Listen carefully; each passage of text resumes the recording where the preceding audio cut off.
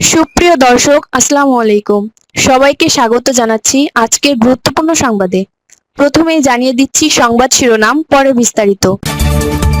সবচেয়ে শক্তিশালী ক্ষেপণাস্ত্রের পরীক্ষা চালালো রাশিয়া। এদিকে যুক্তরাষ্ট্রের সঙ্গে চুক্তিতে চীনকে গ্যারান্টার হিসেবে চায় ইরান।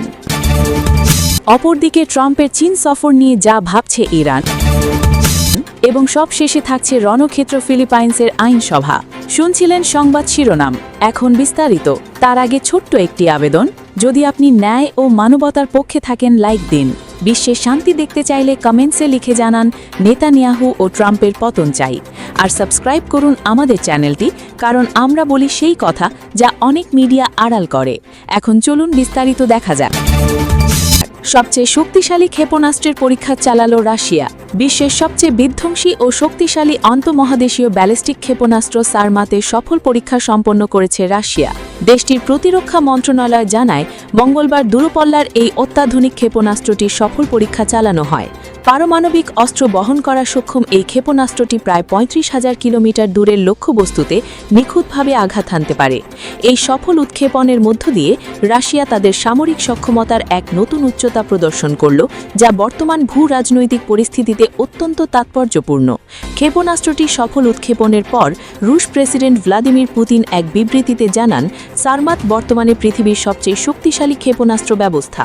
তিনি দাবি করেন, পশ্চিমা দেশগুলির সামরিক বাহিনীর হাতে থাকা যে কোনো ক্ষেপণাস্ত্রের তুলনায় এটি কয়েক গুণ বেশি শক্তিশালী ও অধিক ক্ষমতা সম্পন্ন মারণাস্ত্র বহন করা সক্ষম। এদিকে যুক্তরাষ্ট্রের সঙ্গে চুক্তিতে চীনকে গ্যারান্টার হিসেবে চায় ইরান। যুক্তরাষ্ট্রের প্রেসিডেন্ট হিসেবে ডোনাল্ড ট্রাম্প যখন তার অন্যতম গুরুত্বপূর্ণ এক সফরে বের হচ্ছেন, ঠিক সেই মুহূর্তে চীনের সঙ্গে নিজেদের সম্পর্ক নিয়ে তেহরান গভীর আত্মবিশ্বাস ও স্থিতি বজায় রাখার ইঙ্গিত দিচ্ছে। ইরানের সরকার বর্তমানে বেইজিংয়ের সঙ্গে তাদের কূটনৈতিক ও সামরিক সমীকরণ নিয়ে আগের চেয়েও বেশি আশাবাদী। ইরানের উচ্চপদস্থ কর্মকর্তারা চীনকে একটি কৌশলগত অংশীদার এবং ঘনিষ্ঠ বন্ধু হিসেবে অভিহিত করেছেন, যার মাধ্যমে তারা দ্বিপাক্ষিক সম্পর্ককে আরও সুদৃঢ় করার লক্ষ্য নির্ধারণ করেছেন। সম্প্রতি চীনে নিযুক্ত ইরানের রাষ্ট্রদূত আব্দুর রেজা রহমানি ফাজলি এই সম্পর্কের গুরুত্ব তুলে ধরে বলেন, যুক্তরাষ্ট্রের সঙ্গে ভবিষ্যতে যে কোনো সম্ভাব্য চুক্তিতে পৌঁছতে হলে তা অবশ্যই জাতিসংঘ নিরাপত্তা পরিষদে উত্থাপন করতে হবে। তিনি জোর দিয়ে জানান, এই ধরনের চুক্তির স্থায়িত্ব নিশ্চিত করতে হলে বিশ্বের শীর্ষ ক্ষমতাধর রাষ্ট্রগুলোর পক্ষ থেকে সুনির্দিষ্ট গ্যারান্টি বা নিশ্চয়তা থাকতে হবে। এই প্রেক্ষাপটে তিনি বিশেষ করে চীন ও রাশিয়ার নাম উল্লেখ করেন।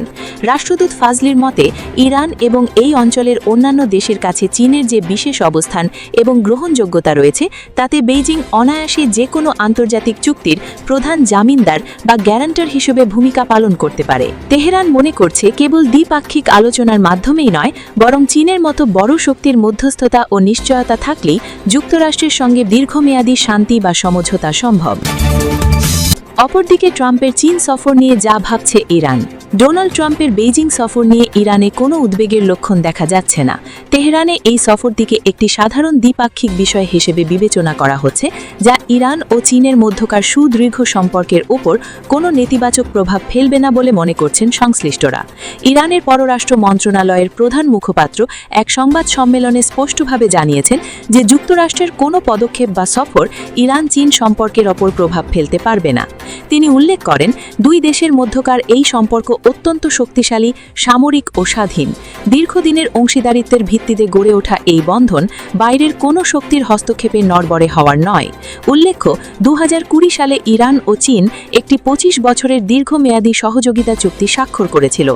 এই চুক্তির আওতায় রাজনীতি, অর্থনীতি, সংস্কৃতি সহ মধ্যপ্রাচ্যের বিভিন্ন গুরুত্বপূর্ণ বিষয়ে দুই দেশের মধ্যে গভীর অংশীদারিত্ব বিদ্যমান। ফলে বেইজিংয়ের মাটিতে ট্রাম্পের উপস্থিতিকে তেহরান তাদের দীর্ঘমেয়াদী ও সামরিক সম্পর্কের পথে কোনো বাধা হিসেবে দেখছে না। এবং সবশেষে থাকছে রণক্ষেত্র ফিলিপাইন্সের আইনসভা। আন্তর্জাতিক অপরাধ আদালতের গ্রেপ্তারির পরোয়ানা কার্যকর করতে গিয়ে ফিলিপাইন সেনেট ভবনে নজিরবিহীন এক সংঘাতের সৃষ্টি হয়েছে। বুধবার সন্ধ্যায় প্রাক্তন পুলিশ প্রধান এবং বর্তমান সেনেটর রোনাল্ড ডেলা রোসাকে গ্রেপ্তার করতে পুলিশ ও মেরিন সেনারা যখন সেনেট ভবনে প্রবেশ করে, তখনই অন্তত ১৫ রাউন্ড গুলির শব্দ পাওয়া যায়। প্রত্যক্ষদর্শী ও সংবাদ মাধ্যম আল জাজিরার প্রতিবেদক জামিলা আলিন্দোগান জানান, ভারী অস্ত্রশস্ত্রে সজ্জিত সেনারা যখন সিঁড়ি দিয়ে ওপরে উঠছিলেন তখনই গুলিবর্ষণ শুরু হয়।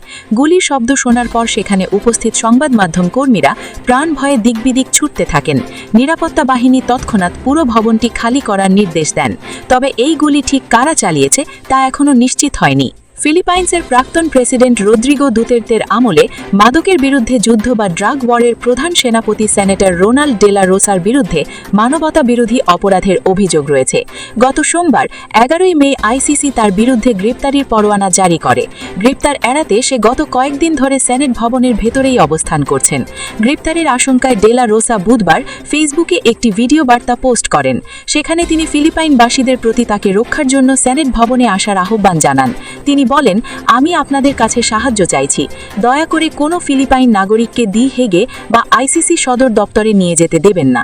অস্ত্র সজল নয়নে তিনি প্রেসিডেন্ট ফার্দিনান্দ মার্কোস জুনিয়রকেও অনুরোধ করেন যাতে তাকে আন্তর্জাতিক আদালতের হাতে তুলে না দেওয়া হয়। ডে লা রোসা দাবি করেন তিনি কোনো দুর্নীতির সাথে জড়িত ছিলেন না এবং দেশের স্বার্থেই কাজ করেছেন। সেনেট সার্জেন্ট অ্যাট আর্মস মাও আপলাস্কা জানিয়েছেন, ডে লা রোসার বার্তার পর থেকেই আইন প্রয়োগকারী সংস্থার সদস্যরা ভবনের বাইরে অবস্থান নিতে শুরু করেছেন।